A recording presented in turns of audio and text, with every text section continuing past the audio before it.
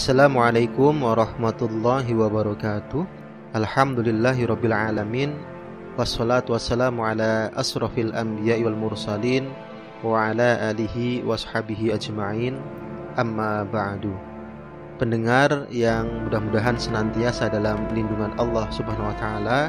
Alhamdulillah kembali hadir di tengah-tengah Anda semua buletin Kafah edisi yang ke-146 terbit tiap hari Jumat, dan ini bertepatan tanggal 27 Syawal 1441 Hijriah, 19 Juni 2020 Masehi. Insyaallah pada kesempatan kali ini akan mengangkat tema tentang sekularisme radikal hanya menghasilkan new abnormal. Bismillahirrahmanirrahim. Salah satu isu kontroversial yang banyak menyita perhatian publik akhir-akhir ini adalah rancangan undang-undang HIP, haluan ideologi Pancasila. Kelompok sekuler radikal dicurigai berada di balik usulan RUU HIP ini. Mereka inilah yang terbukti ingin mengubah Pancasila, bukan HTI. Meski dengan sekedar memeras Pancasila menjadi Trisila, bahkan Ekasila. Apalagi mereka tidak mau mencantumkan dalam RUU HIP itu konsideran TAP MPRS nomor 25/MPRS/1966 tentang pembubaran Partai Komunis Indonesia, larangan penyebaran paham atau ajaran komunisme, marxisme, leninisme.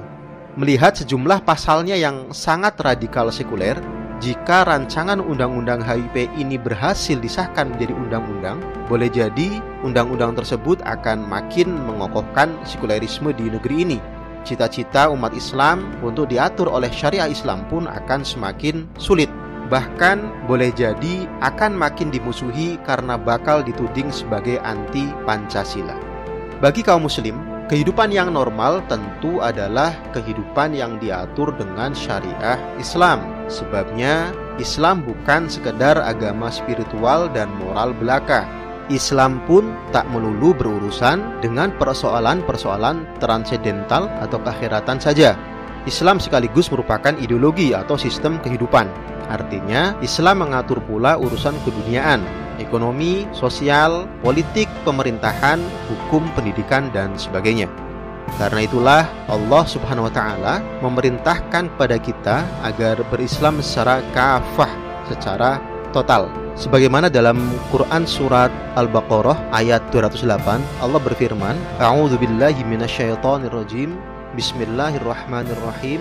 Ya ayyuhalladzina amanu dkhulu fis-silmi kafah wa la tattabi'u khutuwatis syaitan innahu lakum aduwwum mubin. Hai orang-orang yang beriman, masuklah kalian semuanya ke dalam Islam secara total, dan janganlah kalian mengikuti langkah-langkah setan. Sungguh setan itu adalah musuh nyata kalian. Menurut Imam Al-Jazairi dalam ayat ini, Allah Subhanahu wa taala menyeru pada hambanya yang mukmin dengan memerintah mereka agar masuk Islam secara total. Tidak boleh memilah-milah dan memilih-milih syariah dan hukum-hukumnya. Dalam arti, tidak boleh syariah yang sesuai dengan kepentingan dan hawa nafsu mereka terima dan mereka amalkan. Sebaliknya, syariah yang bertentangan dengan kepentingan dan hawa nafsu mereka tolak serta mereka tinggalkan dan campakkan.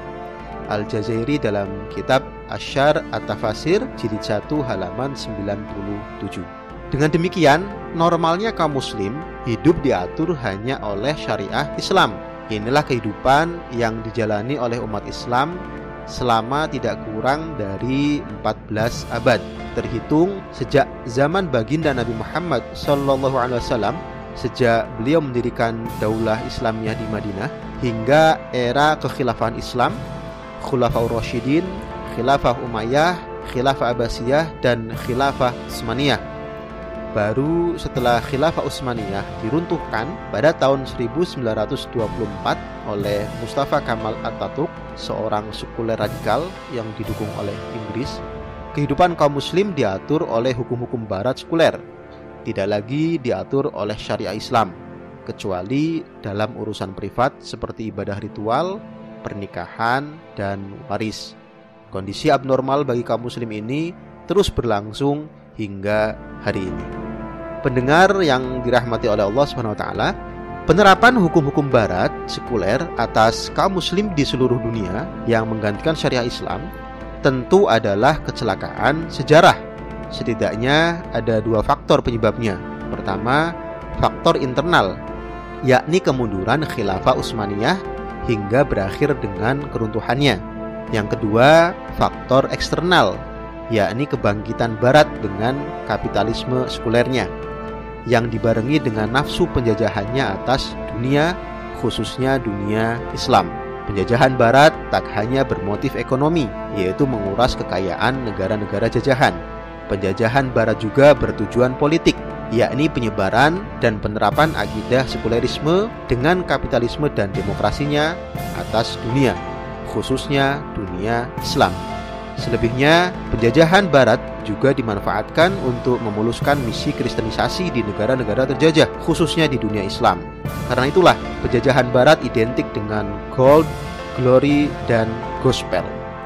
Sayang ketidaknormalan atau abnormalitas kehidupan kaum muslim yang telah berlangsung nyaris 1 abad ini tak banyak disadari oleh umat Islam sendiri. Seolah-olah hidup di bawah naungan kapitalisme global saat ini adalah normal. Seolah-olah kehidupan sekuler yang menihilkan peran agama atau peran Islam dalam mengatur kehidupan bagi kaum muslim saat ini adalah wajar. Seolah-olah kehidupan yang tidak diatur oleh syariah Islam saat ini bukan sesuatu yang abnormal. Padahal jelas, bagi kaum muslim, kehidupan sekuler saat ini yang tidak diatur oleh syariah Islam secara kafah adalah kehidupan yang tidak normal. Karena itu, jika pasca karantina bahkan pasca corona, kaum muslim tetap berkutat dengan sekulerisme, yakni tetap menerapkan sistem kapitalisme demokrasi, maka mereka sesungguhnya sedang menuju new abnormal, ketidaknormalan baru. Pasalnya, kehidupan sekuler pasca corona akan jauh lebih buruk. Sebabnya, kapitalisme global telah gagal. Amerika Serikat sebagai kampiun negara kapitalis adalah contoh terbaik dalam hal ini. Pandemi corona atau COVID-19 benar-benar menyingkap kebobrokan Amerika dengan kapitalisme globalnya. Di bidang kesehatan misalnya, hampir 1/4 orang dewasa Amerika tidak memiliki akses tunjangan medis. Amerika pun tidak punya rencana komprehensif untuk menanggulangi corona. Karena itu dikhawatirkan penyebaran virus COVID-19 pada musim gugur 2020 mendatang akan berakhir menjadi musim dingin tergelap sepanjang sejarah modern. Di bidang ekonomi, Gubernur Bank Sentral Federal Reserve Jerome Powell dan Menteri Keuangan Steven Mnuchin memberikan gambaran suram kehancuran ekonomi akibat pandemi. Di bidang sosial, pandemi ini juga kian menyingkap rasisme sistemik yang mendera Amerika. Untuk memenuhi kebutuhan hidup, 40% rumah tangga kulit hitam dan hampir 50% rumah tangga Hispanik bermasalah dalam membayar tagihan dibandingkan dengan 21% rumah tangga kulit putih. Dikutip dari rand.org tanggal 3 bulan Juni 2020. Ironisnya, saat mayoritas penduduk Amerika menghadapi masalah ekonomi, kelompok terkaya justru diuntungkan. Laporan dari American for Tax Fairness menyebutkan, kekayaan bersih miliuner Amerika tumbuh 15% dalam 2 bulan lockdown hingga bertambah 434 miliar dolar Amerika atau setara 6.500 triliun rupiah. Inilah kondisi abnormal yang dialami Amerika, juga umumnya negara-negara barat dengan kapitalisme globalnya. Boleh jadi pasca corona, Amerika dan Eropa sesungguhnya sedang menuju new abnormal, bukan new normal. New abnormal ini sangat mungkin dialami oleh banyak negara di dunia, termasuk negeri ini. Apalagi pasca corona, banyak pengamat memprediksi bakal terjadi resesi global yang jauh lebih dahsyat dibandingkan dengan berbagai krisis yang pernah dialami dunia sebelumnya. Tentu selama dunia tetap ada di bawah ideologi sekuler, yakni kapitalisme global sebagaimana saat ini. Pendengar Buletin Kafah yang mudah-mudahan senantiasa dirahmati oleh Allah Subhanahu wa taala, ideologi atau dalam bahasa Arab mabda dapat didefinisikan sebagai keyakinan rasional yang bersifat mendasar yang melahirkan sistem atau seperangkat peraturan tentang kehidupan. Menurut Syekh Taqiyuddin An-Nabhani, hanya ada 3 di dunia ini yang layak disebut sebagai ideologi, yaitu Islam, kapitalisme, dan sosialisme komunisme. Sosialisme komunisme adalah ideologi yang didasarkan pada akidah materialisme. Materialisme mandang alam semesta, manusia, dan kehidupan merupakan materi belaka. Materi ini mengalami evolusi dengan sendirinya secara substansial. Karena itu, tak ada pencipta atau khalik dan yang dicipta atau makhluk. Oleh karena itu, penganut akidah materialisme pada dasarnya ateis atau mengingkari Tuhan. Bahkan, penganut ideologi sosialisme komunisme yang lahir dari akidah materialisme ini memandang keyakinan terhadap Tuhan atau agama berbahaya bagi kehidupan. Dalam bahasa Lenin, keyakinan terhadap agama adalah candu masyarakat dan minuman keras spiritual. Itulah mengapa para penganut ideologi komunisme sangat memusuhi agama. Karena itu, jika hari ini ada sekelompok orang yang selalu memusuhi agama atau memusuhi Islam, boleh jadi mereka sudah terasuki oleh paham komunis. Berikutnya ideologi kapitalisme. Dasarnya adalah akidah sekulerisme. Sekulerisme adalah paham yang mengakui eksistensi Tuhan, tetapi tidak otoritasnya untuk mengatur kehidupan manusia. Artinya, sekulerisme mengakui keberadaan agama tetapi tidak otoritasnya untuk mengatur kehidupan manusia. Yang punya otoritas untuk mengatur manusia adalah manusia sendiri. Secara historis, sekulerisme adalah jalan tengah yang lahir di Eropa pasca revolusi industri di Inggris dan revolusi Prancis pada akhir abad ke-18. Dari sekulerisme inilah lahir ideologi kapitalisme yang diterapkan di Eropa, lalu Amerika. Melalui imperialisme barat, kapitalisme kemudian dipaksakan untuk diterapkan di berbagai negara di dunia, termasuk di negeri ini. Adapun ideologi Islam, dasarnya adalah akidah Islam.